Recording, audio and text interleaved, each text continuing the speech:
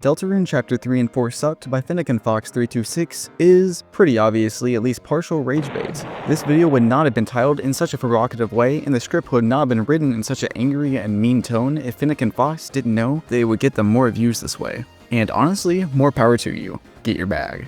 But in this video, I'm going to respond to that video. Over the period of writing the script, I've realized more and more that Fox is more than just a guy who had problems with Deltarune. They're kind of a piece of work. But I'm still going to be responding to this video and treating it like a legitimate piece of criticism. Furthermore, I linked his video in the description, so you can watch the whole thing and make sure I'm not misrepresenting anything he says. Also, yes, he has made very similar videos over the other two chapters, but they consist of very similar critiques, and the chapter 1 video is a joke, so I'm just going to focus on the one covering the most recent content. But anyways, let's get into it. So the video begins with him critiquing the character of Tenna.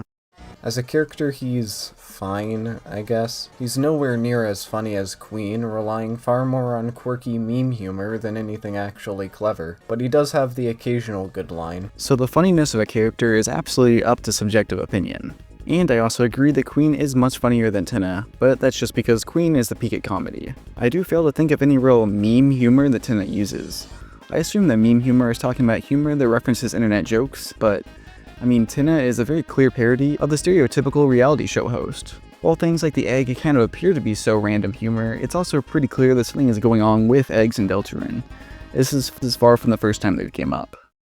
There's a bunch of stuff set up about him that's completely forgotten. He's constantly talking to someone off camera that we never get to see. His antennas go off, causing him to leave for some kind of emergency that never gets explained. He mentions Mike repeatedly, and he has a deep history with Spamton. These are all incredibly interesting details that should have been the main focus of his character, but nope, they're completely ignored. Okay, so I don't think it's ever explicitly said, but Tenna is likely speaking with a knight throughout the story, as his given job is to waste the party's time so the knight can go do knight things in the dark world. And this is why the knight ultimately attacks him, as Tenna failed to keep the party from getting tutorial before the knight could. So I don't think these other aspects of Tenna's character are completely ignored, but Tenna's need to be watched is clearly the focus for chapter 3, as I think it should. It's the part of the story that connects to the Dreamer's family history, and it drives Tenna's actions throughout the chapter. The other things are explored, but they're more so in the background.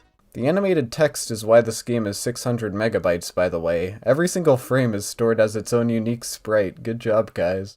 Okay, this is quite possibly the most petty thing I've ever done, but I went into the files of Undertale mod tool, exported every frame, grabbed every frame labeled as funny text, which is the internal name for these sprites, and altogether they added up to the grand total of 9.97 megabytes uncompressed. And that's including Japanese versions of the images alongside the English ones. This was clearly the easiest way to make this text, and it really wouldn't have made sense to go in and program new shaders or whatever in order to make this in a more efficient way, as that is hours more work for, once again, a 10 megabyte difference in space. As a game developer, it really annoys me whenever people completely misunderstand where certain aspects of a game's size come from. For Deltarune, it's most likely mostly taken up by all of its music, as the textures of the game are all pixel art. For example, all of Chapter 3's textures combined take up just 30 megabytes.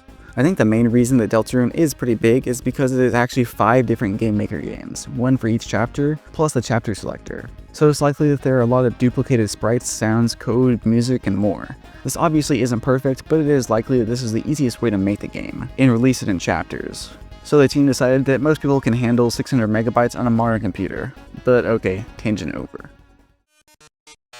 I think Toby forgot that when I play Deltarune, it's because I want to play Deltarune.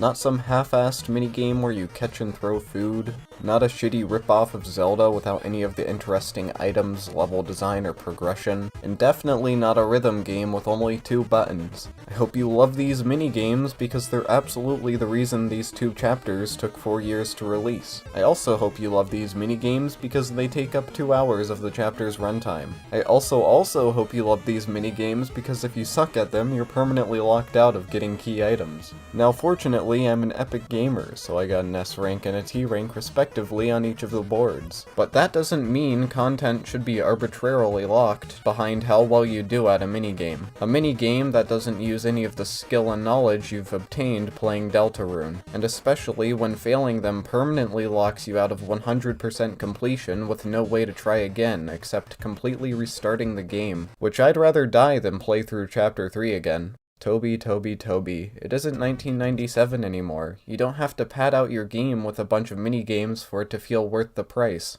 You can just lower the cost down from $25 motherfucking dollars. Okay, I find it crazy to critique an RPG of all things for having mini-games. Those have been commonplace since the 90s, and if anything, Undertale and Deltarune are basically RPGs with a million mini-games in the form of all the interesting little bullet hell battles you do. One of my absolute favorite parts of Toby Fox's approach to game design is how he constantly switches it up.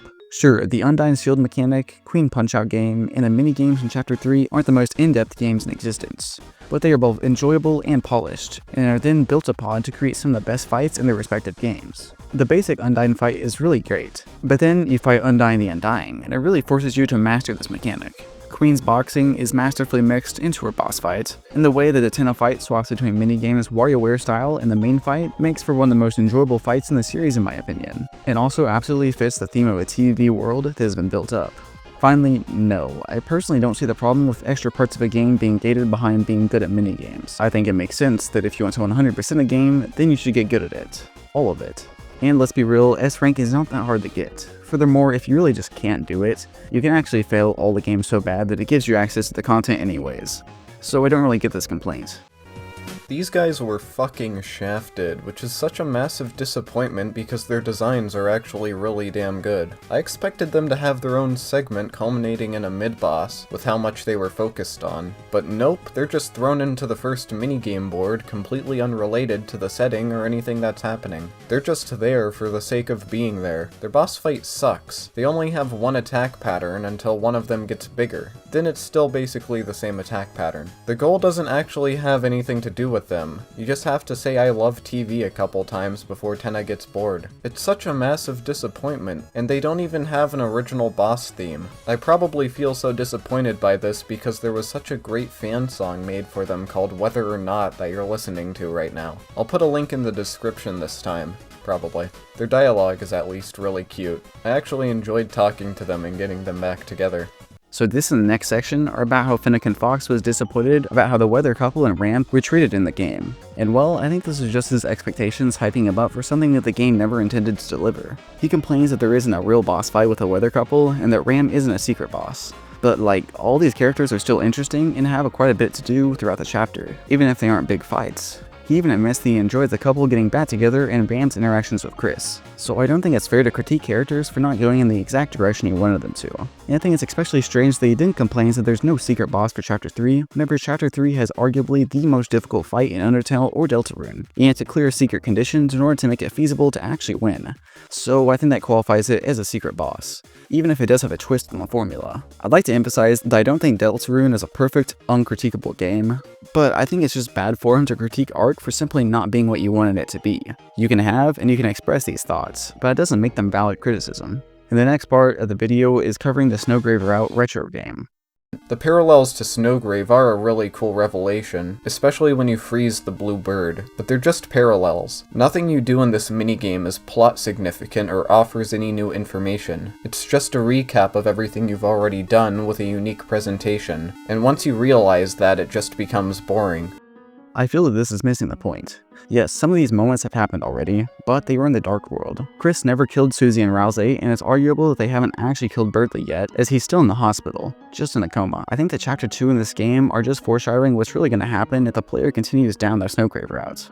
With the violence spilling out into the light world, and possibly even ending with the player killing Chris, is symbolized in the retro game. This is just speculation, but I think it's a bit strange how often Finnegan Fox complains that the events in the game are anticlimactic or simply hint in the future. Is yeah, game's not done. If you don't want to play an unfinished game, then you can wait for it to be done or play a different one. But there are plenty of character arcs and climatic moments in the 4 chapters of Deltarune that exist right now, so it's not like it's all been built up with no payoff. The boss at the end is just alright. A lot of the attacks can be pretty luck-based depending on where they spawn though, and whatever calculation is used to spawn healing items is a complete mess. I think they only spawn if you're under half HP, but that just means people who are playing worse will be healed more, which feels wrong. You should be rewarded for playing well, not punished.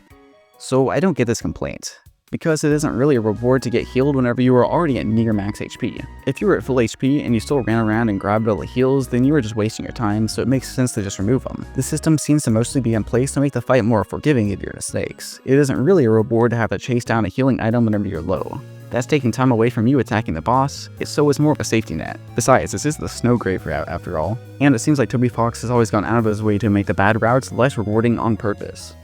A really unfunny scene with Tenna where it's revealed he was hiding Pippus in a closet, Spamton comes back to life to undo all of the emotional weight of his arc in Chapter 2. Why, Toby? Why? Stop beating this poor man's existence into the ground. The reason everyone liked him in Chapter 2 was because he had a tragic backstory, not because he was a silly little gremlin. It's not like this scene is used to expand Tenna's character either, unfortunately. It's only used as a shitty joke. I mean, speak for yourself. I personally like the gremlinness of Spamton, but I don't understand how Spamton being alive undoes what happened in Chapter 2. Like, he didn't die, he just turned into an item, which is a thing that Darkners kinda do.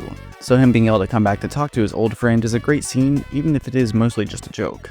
It's established in Chapter 2 that the Darkeners from other fountains would turn to stone. I assumed that was an explanation for why they wouldn't appear in future chapters. After all, we should be focusing on new characters in future chapters, not reusing old ones and the same old jokes. But in Chapter 3, all of that is completely thrown out the window. Rules and Lancer appear repeatedly without turning into stone at all. This might be the worst part of the chapter. The writers just don't give a fuck anymore. So much for coming up with new characters and funny bits, let's just reuse Lancer and Rules card. He's even less funny than the last time by some miracle, and he decides to take down the weather guys with him. So, he claims that the old characters coming back and not turning to stone is the worst part about this game. Now, I agree that it's not clear why the characters didn't turn to stone. I would like more of an explanation eventually, but even if we don't get one, that's more of a minor plot hole that doesn't really impact the enjoyment of the game for me. I guess this is once again subjective, but I think Rules' shenanigans with the weather couple were very funny in my opinion. And he happens to drive a lot of the conflict between said couple. Conflict which Finnick and Fox just claimed they enjoyed, so that's a bit strange. And I don't know, I think it makes perfect sense to bring back characters from the same story for little bits and jokes. I don't think it's lazy, but that's just me. They can never make me hate you, Lancer. Next, he talks about the Tenna boss fight. Which he dislikes is it kicks you out of normal fights to play the minigames. Now, I've already stated that I love that and why I love that, but it is perfectly valid to prefer the more traditional style of boss fights. And we get several more fantastic ones in these two chapters anyways. His boss theme is also surprisingly forgettable. I don't feel like going out of my way to listen to it again, which is insane for a Toby Fox song. Unlike Queen's boss theme, it doesn't have a clever mix of different leitmotifs, and feels very out of place as a result. Just checking the Deltarune wiki reveals that Is TV Time has 3 different leitmotifs, including feature presentation, Hey Every, which is one that often gets used as Spamton and Tenna, and the main Tenna leitmotif, including variations used in songs like Doomboard. So no, this song does use several leitmotifs that are found throughout this chapter and Chapter 2. It's also a good song. And in the next part of the video, he critiques Deltarune's usage of flashbacks. For some reason, instead of naturally having characters' backstories be revealed throughout the course of the game, Toby decided on multiple occasions to stop the game and make you listen to characters exposit their backstories straight to you without any room for interpretation. These segments are handled with all of the maturity and depth of a 90s Saturday morning cartoon, something that will be established as a common trend moving forward. This is how Tenna's backstory gets revealed, and how Susie's backstory is unfortunately permanently rewritten. Why do it like this? Well, incompetence, probably. When you met Noelle in Chapter 2, she didn't stop and go, I remember Chris from when I was a kid. We rode in a Ferris wheel once, and he shook it at the top. He was always a prankster. No, she brought it up naturally during a normal conversation like a human being. So flashbacks are a very common part in storytelling. I don't think that Deltarune using flashbacks is a really valid reason to critique the game, nor do I think that Deltarune's few flashbacks are particularly clunky. These are mostly quiet moments, where the game chooses to show images relating to the characters' soliloquies as they talk about moments important to them. The way Finnick and Fox complains Susie flashback in particular is frustrating to me, as not only do they insinuate that Toby Fox, a guy who's been writing the game since at least 2012, was retroactively changing Susie's backstory after Chapter 1, to try to make her nicer or something through this scene instead of it just being the game revealing a really nice interaction between Toriel and Susie that happened before the story. And it also makes sense to reveal it now as their history gives Susie a real reason to be motivated to save Toriel in chapters 3 and 4. But also this scene reinforces some of Susie's character's themes of hope and the found family which she has developed over the game. But also, Susie recalls this flashback in an intimate moment whenever she further opens up to Chris, Ralsei, and Tenna. So no, I think this happens for a good reason at a good time. And the fact that it plays a song called Flashback and shows some other faded out images doesn't make it worse storytelling than the other instances where characters talk about their past. hate what Susie's new backstory does to her character. It's revealed that she was always the scary girl, the bad kid, which either implies she was always a bully and a rebel, which would contradict everyone saying she was just putting up a facade, or that her appearance made everyone afraid of her and bully her, which seems very unlikely. And then it's revealed that her family was constantly moving, so she never got to keep her friends. Great, who gives a fuck? What does that change? No, just because Susie was always performatively acting as a scary bully doesn't mean that she truly was that deep down. She's just a kid and she's been putting up a facade, likely as a result of her implied rough home life. And Susie can definitely look scary if she wants to, especially from the perspective of the other students. She literally unhinges her jaw in the first few moments we see her.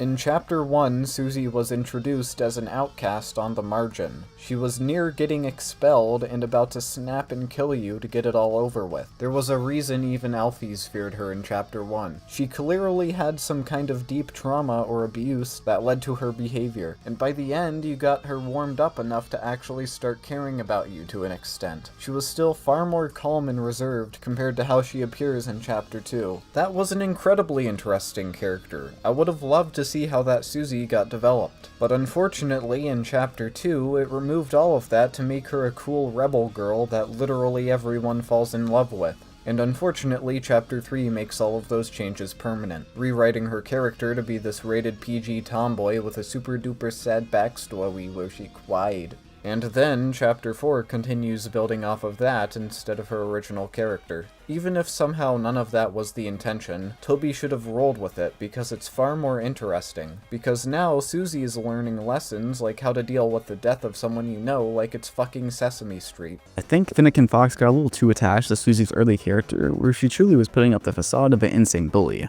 Likely later straight from the horror movies she watches. I don't think Susie was literally gonna eat Chris in that first scene. She was just making a threat. And so Finnegan Fox got angry that she continued to open up and develop into a heroic and rebellious person whenever she was surrounded with loving friends who supported her. Also, dealing with death is far from just a Sesame Street level conflict. It's one of the most difficult things a person can go through and has been the focus of countless stories since humans started making stories. This is such a weird complaint. I mean, what sort of real conflicts do you want Susie to deal with? If meeting with a first mentor figure who finally gets her and she's able to learn from, then learning that said figure has actually been dead for years, then trying desperately to talk to him again, only to eventually realize that she has to let go, and finishing with her delivering a message from him to his son who feels like he isn't living up to Gerson's legacy isn't an interesting and mature conflict for Susie to face, then frankly, I don't know what is.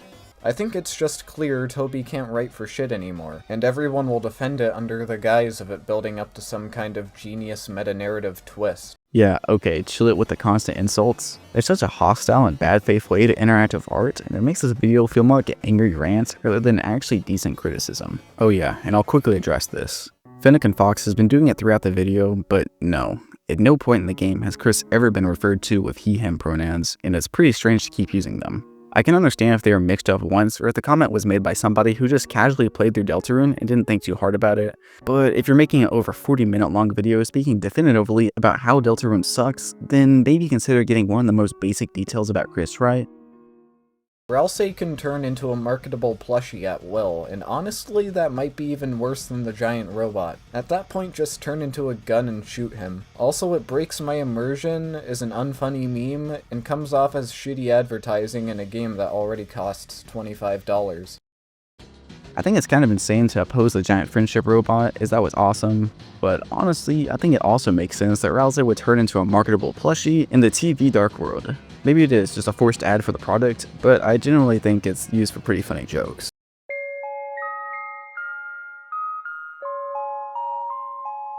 Also, I really don't think that Toby's sold out by any means. $25 is a great price for the 4 chapters that exist now, and will probably be an insane steal for the completed game. And there's also so little actual merch of Deltarune because Toby refuses to turn Lightners into merch for lore reasons.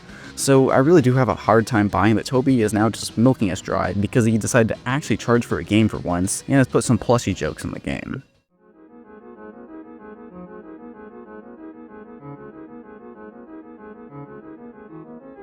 Chris is in cahoots with someone on his smartphone. What the fuck? This game seemingly took place in the early 2000s. What the hell changed? The culture and possessions of the characters seem to clearly imply it was an early 2000s aesthetic, which made sense since Toby's a millennial who worked on Homestuck. Well, hopefully that's the extent of it and there aren't any other references to modern... Oh my god. This gave me so much whiplash that my spine was severed in 3 places and I was left paralyzed in my chair for the better part of an hour. My immersion is more shattered than Gaster across time and space. This should be unacceptable for any game that wants to take itself even remotely seriously. Ever. Who the fuck let this into the final product? Toby, who the hell are your playtesters? Who proofreads your script? For the love of God, shoot them. I don't really get where he's getting the early 2000s aesthetic from. Sure, there are big chunky computers in the computer lab at a library, but it's a computer lab in a library in a small town. I absolutely believe that these computers could still be obese. And with his complaints about the references, why does Deltarune need to be serious and make perfect sense at all times? I mean, did you play Undertale? The game manages to both have serious and fantastic characters and plot, while also having Timmy Village, a setting more lol random and steeped in internet meme culture than anything in Deltarune. On the way to Noelle's house, you can find Birdley in the hospital, which is a great shocking detail until you realize it's made clear he's still alive. Are you fucking kidding me? Then what was even the point of anything that happened last time? Getting to see the world change from Birdley's death was what I was the most excited to see. But Toby decided to pussy out and make it so he just has a really bad brain freeze. This is an insult to the player, the game's subject matter, and Birdley as a character. What made his fight so impactful was how he sacrificed his life because he truly does care about Noelle, but now that's just retconned. No, I don't think Birdley not literally dying yet doesn't ruin his character arc from Chapter 2 Snowgrave route. Birdley was still willing to sacrifice himself to protect Noelle, even if it didn't instantly kill him. And well, he could still die. People don't always just flatline right away.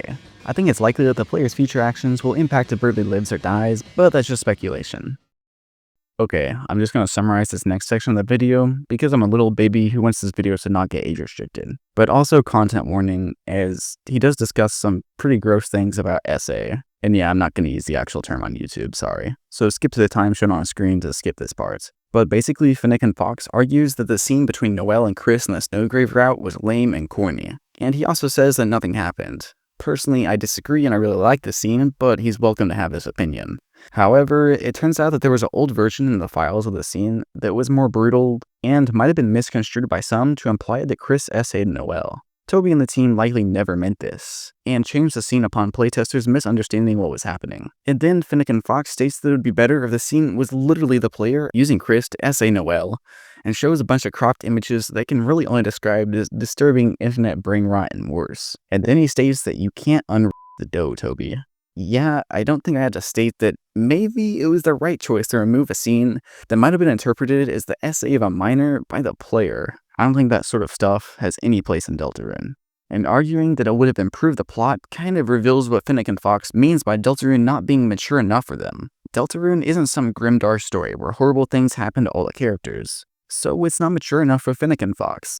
I'm not saying that no story ever should ever include these themes, but Deltarune, a story marketed towards kids, at least older kids, shouldn't have a secret route where the player SAs the nice deer lady. I think that the Snowgrave story is perfectly dark and already pretty disturbing with how you manipulate Noelle into freezing all the darkners, and it really doesn't have to do any of this actually disgusting stuff. Okay, now onto Chapter 4's Dark World. With the new climbing ability you get, it basically becomes a miniature Metroidvania. But unfortunately, backtracking isn't actually that fun because every single area looks the same. It's impossible to memorize the layout of this place with how similar each area looks and functions. A map would have been a no-brainer for this chapter with its unique structure, so it's a great idea with poor execution. I didn't personally have an issue with backtracking in this area, but I do agree that a map would have been a nice addition even if not strictly necessary. Susie feels bad because she sucks at healing, but then Gerson tells her it's okay as long as she tries her best because she's special and should feel good about herself. Great. I think it's kind of strange to act like Gerson, or the story as a whole, acts like the reason that Susie is gradually getting better at healing is because she's so special. All Gerson does throughout the chapter is recognize that Susie does really want to keep healing, and so he pushes her to keep trying and forces her into situations where she has to use the healing. Her arc is less so about her actually becoming a master of healing, and more so just her being willing to ignore what other people think about her and step outside the boundaries that have been set for her, which has been a continuing part of her arc. The relationship between Susie and Gerson is largely one of mentorship. It's nothing crazy, but that's sort of the point. Susie has never had a mentor who was able to get to her and truly teach her in a way that she can understand, so this is a big deal for her. Him being brought back to life because his dust was saved and reformed in the Dark World is actually genius, and it's an incredibly smart use of the rules of the world. Unfortunately, he's brought back to life for a second time, ruining the impact of his death. Gerson's character's very existence in the story is based on him being brought back at the start of Chapter 4. How is him coming back again through the same mechanics that he was originally revived through, ruining his arc? He didn't heroically sacrifice himself or something, and he still only exists in this Dark World, so it makes sense that he would still be around whenever they go to the Knight's second fountain that was originally connected to the first one. Plus, it's not like he's actually back. Gerson is dead. We just get a little bit more time with him. You know what everyone loved about Undertale? The clever, witty dialogue that didn't rely on Zoomer humor or memes to be funny. You know what would suck? If Deltarune relied on Zoomer humor and memes to be funny. This is like some weird form of psychological torture. This is the unfunniest thing I've ever seen. There's no joke here, it's just, haha, isn't that funny and random? I don't get what Zoomer humor is in this context. He seems to be complaining that the main joke of Jackenstein is continually making puns using the "you're taking too long" sound in text. I don't think Zoomers invented puns, although the style of sentence mixing humor does kind of stem from YouTube poops, and if you can't see the beauty in those, then I really don't know what to say. Fuck Steven Universe! Also, he keeps calling it meme humor, whenever once again the only real meme referenced in the chapters is an offhand reference to Among Us. I think Finnegan Fox is forgetting that a lot of modern internet humor comes directly from games like Undertale. So it's strange to act like Toby has to switch it up just because some other people made unfunny jokes online. Ralsei is established as a lonely and naive kid in Chapter 1. Then in Chapter 2, that was all thrown out and he was re-established as someone struggling to find his own identity. Then in Chapter 4, all of that is thrown out again and he's established as someone who forces himself to smile for everyone else's sake and prioritizes everyone else to his own detriment. It's a total clusterfuck, but it's admittedly far more interesting. He's infinitely more likable compared to whatever the fuck he was going on about in Chapter 2. No, Ralsei's character is not thrown out in between each chapter. I don't know if Finnegan Fox has played all the chapters back to back, but they actually blend really well together, especially with the characterization. Yes, Ralsei does go through the 3 distinct stages described here, but they're just 3 aspects of his character. He's still lonely in Chapter 4 like he was in Chapter 1. Yes, his search for identity was mostly established in Chapter 2, but this is partially because of what happens at the end of Chapter 1, whenever his naive beliefs about the world are crushed repeatedly by Susie, who refuses to stay in the assigned box that he made for her. And for Ralsei not valuing himself in Chapter 4, this is very clearly established in Chapter 1, whenever he talks about the rules of Darkners, so no, this didn't come out of nowhere. So whenever he ends up having a crisis of identity after meeting Susie, is he originally simply to find himself at the role in the prophecy? That's why he starts searching for identity in Chapter 2.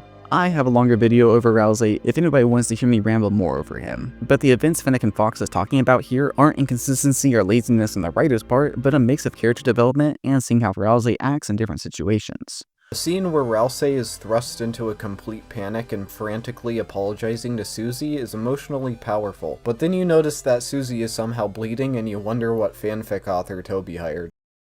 So wait, let me get this straight. The scene that he was describing earlier of Noelle that he wished had happened, he thinks that would have made the story more mature. But Susie bleeding, a detail that doesn't have much attention drawn to it. A detail that is obviously symbolic for her taking on the burden of knowledge that Ralsei was trying to protect her from, is too edgy? What? This fight is actually pretty creepy, but this is surprisingly the only time the game gets remotely close to horror after Chapter 2. That's pretty disappointing. I was expecting it to be revealed to be a deformed amalgam of Gerson and a hammer, but we've been over this. This game has no balls anymore. Instead, he just gets revived as a bootleg Undyne. So because Toby didn't implement exactly what Finnegan Fox wanted by merging Gerson with his hammer, he didn't go far enough? This criticism is beyond the usual cinema sin style ding. This is like criticizing Asgore and Undertale for not turning into a dragon during the fight, because after playing you thought out the idea of Asgore dragon in your head, and you thought that'd be cooler. It's insanity. I didn't think we'd actually be forced to fight a Titan this early, but it was surprisingly easy. As if the stakes weren't low enough after beating the Knight, this Titan was a total cakewalk. The bullet patterns were simple, and it didn't require any sort of sacrifices to beat. Nope, just using our soul like we already have. The Titans were the biggest threat, and we were able to hold our own against them and the Knight, so what's left? I don't think that defeating one newborn titan with the help of Gerson means that we can defeat countless fully grown ones. Besides, the prophecy speaks of complete darkness engulfing the entire world. Even if the party beats out the titans, if it takes them too long to shut down all the fountains, I think they're screwed anyways. And now he's going to talk about secret bosses. If there was one formula Deltarune should have stuck to, it was one secret boss per chapter. It was something everyone was expecting. The knight doesn't count as a secret boss because it's a mandatory battle. I guess, dude. It's functionally the same as the secret boss, but I guess it didn't perfectly fulfill your criteria, so it's not. Personally, I kinda like how Deltarune doesn't stick directly to its formula, but whatever, I guess that's a bad thing. However, Toby decides to pick up the slack and completely butcher the pacing by putting 2 secret bosses in Chapter 4. 2 secret bosses that suck. I don't know how secret bosses butcher the pacing. Most players won't even fight them through their first playthrough, and the mic fight especially isn't in the middle of anything going on story-wise, and it's really out of the way, so it's not like you're fighting them and desperately waiting to get back to the plot. And if you don't want to fight them and just want to play the game, then just skip them. Personally, I just use online save states to go back and play them afterwards. For some reason, normal arrows are now yellow, which is confusing, and timing your block perfectly results in an ear-piercing screech. The rest of the attacks are just really uncanny references to Mario. This fight lacks any emotional impact or relation to the themes of Deltarune, but you still get a Shadow Crystal anyway. Gerson is a turtle, so he hits a turtle shell. Also, the main focus for Gerson during this fight is him continuing to force Susie to heal. And I think that him having a Shadow Crystal, but choosing to never use it and therefore not going insane, is a fascinating twist on the formula introduced with the first 2 secret bosses. Sure, I do hope Chapter 5 has a weird little insane guy, but Gerson works well as a counterpart to them in my opinion. This probably took 4 months of development. I hope you enjoy it. And the way it ends sucks. When I said it'd be funny if Mike wasn't real, that wasn't a fucking suggestion. I mean, you're right, it is funny. Deltarune is allowed to be funny, Toby is allowed to mess with the audience. But the absolute worst part is that these bosses have no relation to the established themes of freedom and breaking your strings. That was the entire point of these bosses, and yet Toby decided to put the freedom motif in their battle themes despite having no connection to it. I didn't expect every single secret boss to be an incredibly fleshed out character with a bunch of screen time, but I at least expected them to enhance the themes of the game. Both of their boss themes are also terrible. The dialogue during and after the Hammer of Justice fight is largely about Gerson asking Susie how his story should end, and her desire for it to not end, and for the story to go on forever. So Susie wants the freedom to write her own story, and Gerson has been giving her encouragement and tools to do this throughout the whole chapter. This fight connects the idea of seeking freedom to Susie, similarly to how Spamton connected his lack of freedom to how Chris is puppeted by the character. I bet one of the upcoming chapters will have a secret boss fight focused on Ralsei, where it connects with his ongoing arc, but that's just speculation. Nevertheless, this fight clearly still continues the narrative motifs of the other secret fights started. You just have to give Susie and Gerson's relationship a chance, instead of dismissing it as too childish and ignoring it. Also, there's just a surprising lack of new music, and a surprising amount of reused songs. The flashback excerpt song that plays when Noelle is having a mental breakdown? Yeah, let's play that while Chris and Susie are discussing clues. What the hell happened? How am I saying this about a Toby Fox game? Yeah, there are 78 songs in the Chapter 3 and 4 soundtrack. The vast majority of them are new. That's almost as many songs as there were in the entirety of Undertale. And while I agree that I subjectively don't think that Chapter 3 especially quite reached the highs of Toby's earlier music, there's still a lot of it. And personally, Chapter 4 might just have my favorite soundtrack of Deltarune so far. This is mostly just a subjective opinion, but objectively, there's a lot of new music for the new chapters, even if it does reuse key themes, which, by the way, I think it should reuse key themes. That's a good thing. This is one story, it should be allowed to reuse old songs and characters, as it helps make it more cohesive.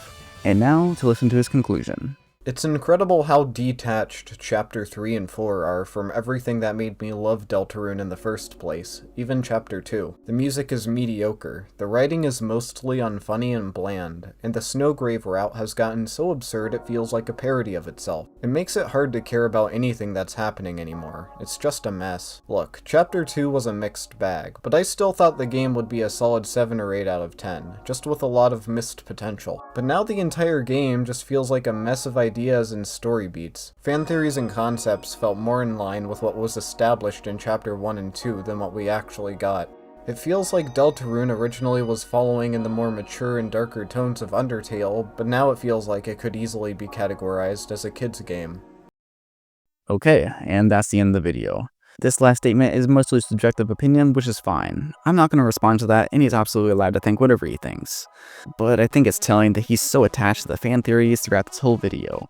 Deltarune fans created concepts and ideas that were cool, but they were catered to exactly what the fans wanted. And Toby was never going to deliver exactly what fans wanted, and I'm glad he didn't. Star Wars The Rise of Skywalker is what happens whenever art is crafted to perfectly fit what fans think they want, and I'll take an artist's pure creative vision over obsessive fan-pleasing any day, even if it's not all exactly how I would've made it, cause like, isn't that the point of somebody else making it? One last thing I'll note is that throughout this video, there's a lot of complaining about the time that it took to develop the new chapters, and how both chapters should have been larger and had more party members, more Snowgrave, more exploration, all because of these long development times. But I think it's pretty clear that Toby didn't add these because he didn't want to. There's an old interview that came out after Undertale releases where Toby states that he didn't leave anything out of Undertale because of time crunch. All he left out were things he later realized he didn't like, or that he couldn't get to fit into the game in a way that he was proud of. And I totally believe this. If he wanted to make the game faster, he would have taken out a lot of these smaller details and things that probably did take a lot of time. Ultimately, the 4-year wait doesn't entitle the audience to have a bunch of extra stuff added to each chapter just because it took a while, and he's absolutely allowed to take as long as he wants. And it's also likely that a lot of time is spent on chapters 5 through 7 during this time as well. So constantly complaining about the development time is really just such a weak point for how many times it comes up in this video. I don't understand it.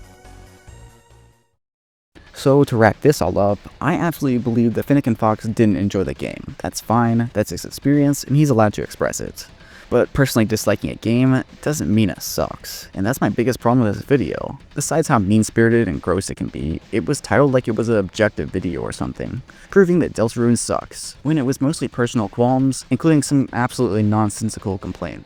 If this video was more so about how he was just disappointed by Deltarune, and he recognized that he wasn't into the game that Toby Fox and the team were making, while also making some legitimate criticisms, then I wouldn't be making this video. But he instead took the semi-sense approach of simply deeming everything he doesn't like, and packed it all together in a rage-baity package. So, this video sucks. And maybe chill with a Noel talk. But that's all for this video.